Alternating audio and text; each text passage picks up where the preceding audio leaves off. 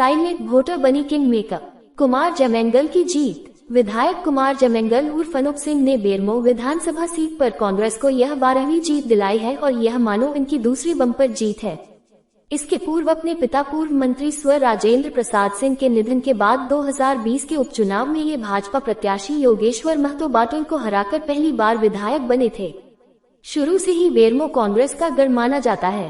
इस विधानसभा से प्रसिद्ध श्रमिक नेता सह बिहार के पूर्व मुख्यमंत्री बिंदेश्वरी दुबे ने 1957 से 4 बार जीत दर्ज की थी और बाद में अपने राजनीतिक उत्तराधिकारी प्रसिद्ध श्रमिक नेता राजेंद्र प्रसाद सिंह को सौंपकर चले गए। ऐसे में झारखंड में नेता प्रतिपक्ष रहे कांग्रेस नेता राजेंद्र प्रसाद सिंह ने 1985 से 2019 तक कुल 6 बार जीत हासिल की। 85, 90, 95 और में तो लगातार जीते। 2000 में बिहार से अलग होकर झारखंड बनने के बाद 2005 में भाजपा प्रत्याशी योगेश्वर महतो बाटुल ने राजेंद्र प्रसाद सिंह को हरा दिया था।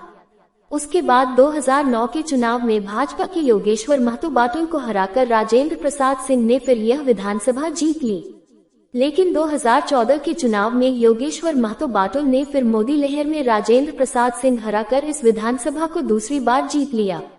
किंतु 2019 में राजेंद्र प्रसाद सिंह ने अपनी छठी जीत दर्ज कर भाजपा के योगेश्वर महतो बाटुल को हराकर फिर इस विधानसभा पर कब्जा कर लिया।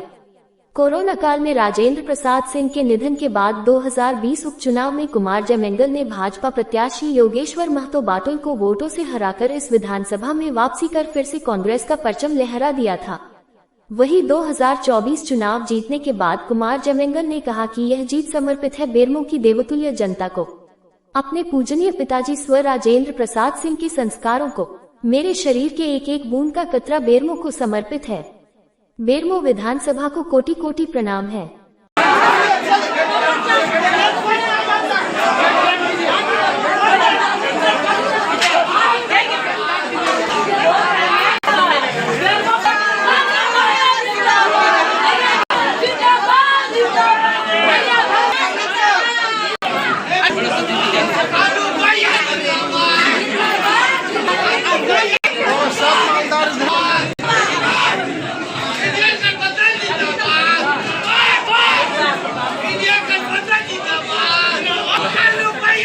भाई रुको ना यार, तुमरे जल्द माइक नहीं आ रहा है कि अब हिंदुस्तान की जनता काम वोट देना सीख कर जाति धर्म माटी अगर सरकार काम करती है तो उसके आधार पर, और अगर नेता कोई काम करता है तो उसके आधार पर।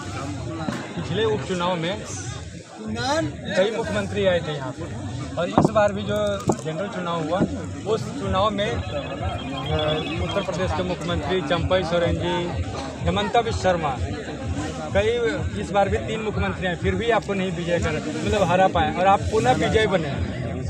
देखिए, मेरे परिवार की राजनीतिक जीवन की ये सबसे बड़ी जीत है। 31,000 से आज तक मेरे पिता भी नहीं जीते थे, तो उन लोगों के लिए बस यही होगा कि जो मेरे को अनुकंपा का विधायक बोलते थे और बोलते थे राजनीति विरासत में मिली है, इस बार मैंने ये बताने का काम किया कि मेरे को राजनीति विरासत में ज़रूर मिली है, लेकिन राजनीति के साथ मेरे को विरासत में राजेंद्र बाबू का संस्कार मिल गया और वो जनता ने देखा, जनता ने समझा, जनता ने प्यार दिया और मेरे काम के आधार पर, सरकार के काम के आधार पर, हमारी नीतियों के आधार पर जनता ने वापस बेरमो की जनता क्या समझेगी? मिल के रहे, एक रहे, संविधान के तहत रहे और सब कुछ जीने दे और खुद जिए। पिछली बार आपने बोला था कि अगली बार अपने काम के आधार पर चुनाव लड़ूंगा, आज इस बार जीते हैं तो क्या बोलेंगे जनता को? निश्चित तौर पर, लेकिन मैंने ये भी बोला था उसमें राजेंद्र बाबू का संस्कार भी रहे, तभी तो इतना प्यार मिलता है। बिना राजेंद्र बाबू के नाम से और बिना उनके संस्कार से हम अधूरे हैं। बेरमो के लोग इस बार आपको विधायक बोलने के लिए तैयार नहीं है। बेरमो के लोगों की मांग है कि आपको मंत्री बोले, इस पर क्या कहेंगे? देखिए, वो तो पार्टी का निर्णय है, हमारे मुख्यमंत्री का निर्णय है, राहुल गांधी जी का निर्णय है। जो वो निर्णय लेंगे वो हमें मंजूर होगा। इस बार जो चुनाव हुआ जिसमें आप विजय हुए, इस बार पूरी लोकल, बाहरी, भीतरी आपके ऊपर कई तरह के आरोप लगाए गए, आपके काफिले को भी रोका गया, उसे आपने अपने विजय होकर जवाब दिया, उस पर क्या कहेंगे आप? देखिए, मैंने फिर बोला ना कि हमें बेरमो की जोड़ने की राजनीति करनी चाहिए और ना कि तोड़ने की। जो लोग बेरमो से भगाने की बात करते हैं, चाहे वो जनप्रतिनिधि को क्यों भगाने की बात करते हैं, उनको कम से कम पूर्वजों को याद करना चाहिए कि हमारे पूर्वजों ने कैसे बेरमो को एक रखा है। और मैंने बस वही काम किया है, चाहे पंडित बिल्लेश्वरी दुबे की बातों को याद रखा हो, चाहे राजेंद्र बाबू को याद रखा हो, चाहे रामदास बाबू को याद रखा हो, चाहे सफ़ी खान जी को याद रखा हो, चाहे मुरारी पांडे जी को याद रखा हो। मैंने अपने पूर्वजों को याद रखा है और बेरमो को बांटने की राजनीति नहीं करते। बेरमो एक आप कोई भी काम पूरी प्लानिंग के साथ करते हैं। इस बार विजय हुए हैं, इस बार क्या प्लानिंग है जो बहुत कि प्लानिंग बेरमो विधानसभा में दिखेगा? जीतने के बाद पहला कार्य क्या होगा? पहला कार्य क्या होगा? बहुत सारे कार्य हैं, मैं क्या बोलूँ कितने कार्य। बेरमो के लिए बेरमो को स्टेडियम को पूरा कराना है, जो इंडोर स्टेडियम पूरा कराना है। कैबिनेट में हमारा एक यूनिवर्सिटी पास हुआ है विधानसभा में, उस यूनिवर्सिटी को धरातल पर लाना है वापस। गांगजोरी में वो पास हुआ है। परिसमन होने वाला है तो नगर परिषद का एरिया भी 2-3 और बनवाने हैं ताकि डेवलपमेंट और अच्छे से हो सके और युवाओं को नगर परिषद का चुनाव लड़ने का मौका मिल सके। बहुत सारे काम हैं। विपक्ष को क्या कहेंगे?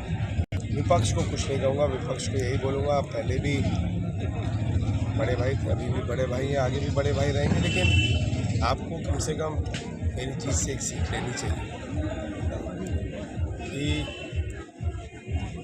जो बेरमो में रहता है वो परिवार, चाहे वो जनप्रतिनिधि हो चाहे जनप्रतिनिधि के लोग, आप उसे बोरिया में इस तरह बांध के जाने के लिए नहीं बोल सकते। जी सर, हमारे को एक रहना होगा और बेरमो को एक रखना होगा। मैं उनको जाने के लिए नहीं बोलता, ना वो मेरे कहने पर कोई चले जाएंगे, ना मैं उनके कहने पर चले जाएंगे, लेकिन प्यार उतना बना रहे जितना मैं आग से आग मिला सके। जब वो प्यार खत्म हो जाता है तो शायद संबंध भी खत्म हो जाता है। फिर से आपसे एक सवाल रहेगा अनूप जी, बेरमो की जनता ने फिर से आपसे आग्रह किया कि आप विजय हुए हैं, जो यहाँ पे स्वास्थ्य व्यवस्था थोड़ी खराब है उसको फिर से ठीक कर दिया। देखिए, मैं फिर बोला हूँ, पहले जब मैं विधायक बना था उस समय सदर अस्पताल की हालत क्या थी, अनुमंडल अस्पताल की सब जानते हैं,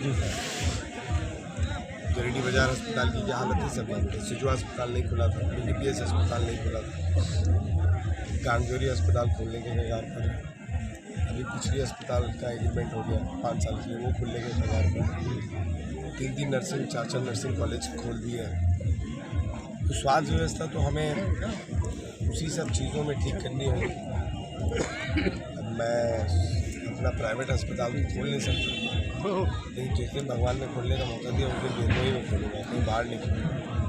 अब क्या बोल सकते हैं, लेकिन जितना हो सकेगा हम लोग यहाँ को ठीक करेंगे ज़्यादा। और अब तो मेडिकल कॉलेज आना है बोकारो, ये बहुत बड़ी बात है। हम लोग बोकारो की डिस्टेंस भी अब जल्दी तय करेंगे, क्योंकि 930 करोड़ ऑलरेडी हमारे मुख्यमंत्री जी ने पारित कर दिया है उसको डुमरी से जैना मोड़, तो अब हम लोग उसको ठीक करेंगे। बोकारो जिले में NDA पूरी तरह से साफ है, ये तो सच्चाई है और क्रेडिट जाता है कि जिस तरीके से महागठबंधन ने काम किया और विधायक नहीं रहने के बाद जो सरकार ने पूर्व विधायकों को जो काम दिया उससे जनता को ये तो विश्वास हो गया कि सरकार काम कर रही है। तो जिला प्रशासन को भी बधाई जाता है कि उन्होंने 5 साल हेमंत सोरेन के नेतृत्व में, चाहे उनका विधायक हो या ना हो, उनकी पार्टी का सत्ताधारी का विधायक हो या ना हो, बोकारो जिला में जिला प्रशासन ने काम किया। उसी आधार पर जनता ने इस बार चुना है सब विधायक। ठीक है। बहुत